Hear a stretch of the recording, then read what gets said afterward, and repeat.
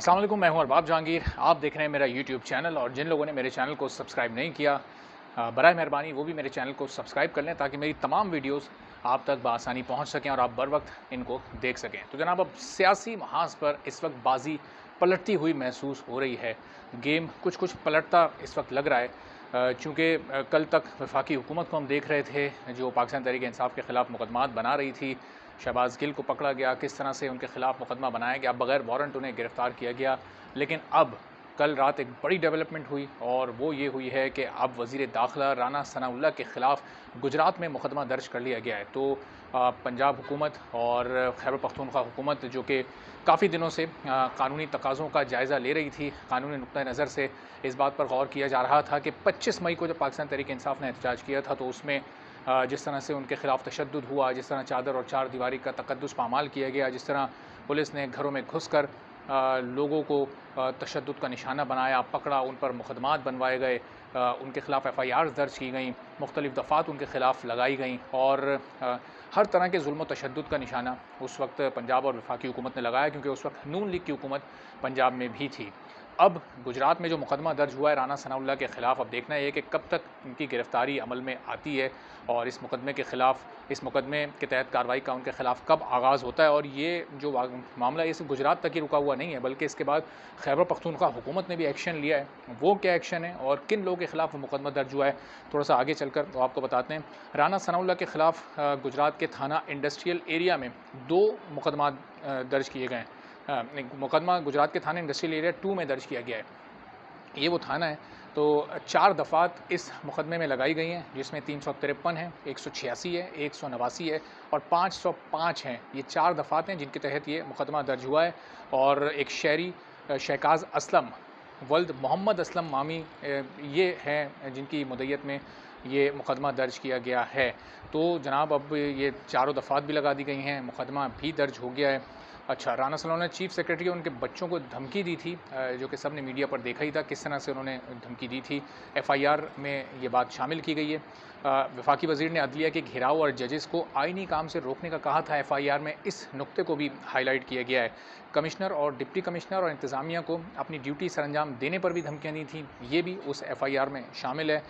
Police का ये कहना है कि इंदराज मुकदमा मौजा कंजा के रिहायशी शख्स शहकाज़ असलम की मुद्दत में दर्ज कर लिया गया है। तो जनाब, ये कार्रवाई हुई है जो गुजरात पुलिस ने की है एक शहरी की दरख्वास्त पर। अब इसमें देखना है कि राना सनाउल्लाह की गिरफ़्तारी कब होती है, और अगर होती है तो ज़ाहिर है ये समझें आपके एक पलट कर वार किया है पाकिस्तान तहरीक इंसाफ ने, चूँकि इमरान खान साहब ने हिदायत कर दी थी कि हम 25 मई का जो जुल्म सितम है उसको हम भूलेंगे नहीं। फिर जनाब, डेरा इस्माइल ख़ान में भी मुकदमात दर्ज हुए हैं और वो किन लोगों के ख़िलाफ़ हुए हैं। साबिक़ सदर आसिफ़ अली ज़रदारी और जो दीगर रहनुमा हैं, PDM के सरबराह मौलाना फजल रहमान के ख़िलाफ़, मियाँ नवाज़ शरीफ के ख़िलाफ़, इन तीनों अहम रहनुमाओं के ख़िलाफ़ डेरा इस्माइल ख़ान में मुकदमात दर्ज हुए हैं। जबकि कैप्टन रिटायर्ड सफदर और वज़ीर दाखिला राना सनाउल्लाह के ख़िलाफ़ भी यहाँ पर मुकदमात दर्ज हुए हैं। तो अब पंजाब हुकूमत के साथ साथ KP हुकूमत भी एक्शन में आ चुकी है और additional assistant commissioner revenue Munir Ahmed की मुद्दत में ये तमाम मुकदमात दर्ज हुए हैं। पुलिस थाना है छावनी DI खान, जहाँ पर ये मुकदमात दर्ज हुए और इसमें इन FIRs में पाकिस्तान पिनल कोड की कौन कौन सी दफ़ात शामिल की गई हैं। इसमें 120B है, 500A है, 124A है, 506 है, 131 है, 153A है, 153 है, 109 है, 505 है, 108 है, 131 है और 153H है। इन तमाम दफ़ात के तहत ये मुकदमात दर्ज किए गए हैं। और फिर सूरत हाल यहीं पर रुकी नहीं, हालात मज़ीद संगीन हो सकते हैं, चूँकि हमारे मुल्क के एक नामवर गुलकार सलमान अहमद ने भी ये ऐलान किया है कि वो वज़ीर दाखिला राना सनाउल्लाह के ख़िलाफ़ दहशतगर्दी का मुकदमा दर्ज कराएंगे। और क्या उसकी उन्होंने वजूहात बयान की हैं। उन्होंने कहा कि राना सनाउल्लाह ने TV प्रोग्राम में मुझे धमकियाँ दी हैं और इस गिरफ़्तारी समेत संगीन नताइज की मुझे जो धमकियाँ दी गई हैं, इस पर मुकदमा दर्ज करवाने के लिए मैं अपने वकला से राब्ते में हूँ। तो हो सकता है जब ये वीडियो आप देख रहे हों, जिस वक्त ये वीडियो आप तक पहुँचे, क्योंकि इस पूरे प्रोसेस में थोड़ा टाइम लगता है, शायद उस वक्त तक ये मुकदमा दर्ज भी हो चुका हो, लेकिन अभी की ताज़ा इत्तलात तो यही है कि वो अपने वकला से मशवरा कर रहे हैं और उन्होंने कहा है कि राना सनाउल्लाह अपने इख्तियारात का नाजायज़ इस्तेमाल कर रहे हैं, लोगों को धौंस धमकियाँ दे रहे हैं, संगीन नताइज की धमकियाँ दे रहे हैं।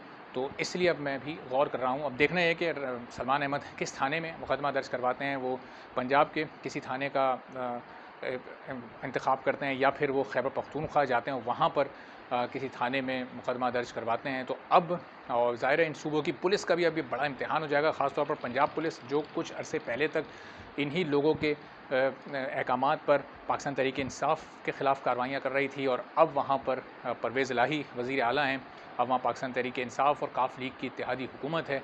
तो अब देखना ये है कि वो पुलिस इस प्रेशर को कैसे बर्दाश्त कर पाती है, और कल तक जिनके अहकामात को फॉलो कर रही थी, आज उन्हीं के ख़िलाफ़ उन्हें कार्रवाइयाँ करनी है। और ये कानून के तहत है, चूँकि 25 मई को जो कुछ हुआ है वो सबके सामने है, पूरे मुल्क ने देखा, पूरे मुल्क के लोगों ने उसको टीवी स्क्रीन्स पर, सोशल मीडिया पर देखा क्या कुछ हुआ, और अब उसके ख़िलाफ़ कार्रवाइयों का आगाज़ होगा। तो ये इल्ज़ाम लगाएंगे कि जी हमारे ख़िलाफ़ इंतकामी कार्रवाई हो रही है, लेकिन एक अमल आपने किया है, उस अमल का आपको जवाब तो देना पड़ेगा। अब आप जाएँ, ज़मानतें करवाएँ, इन केसेस को अदालतों में भुगतें, लेकिन न सिर्फ इस मुल्क की आवाम, इस मुल्क की अदलिया भी आपसे इस पूरे किए गए आपने जो काम अंजाम दिए हैं उस पर आपसे जवाब तलब करेगी। इस सिलसिले में आपको मज़ीद भी आगाह करता रहेंगे कि राना सनाउल्लाह क्या ज़मानत लेते हैं, जो दीगर रहनुमा हैं उनके ख़िलाफ़ क्या कार्रवाई होती है। अगली वीडियो तक के लिए इजाज़त दीजिए। अल्लाह हाफ़िज़।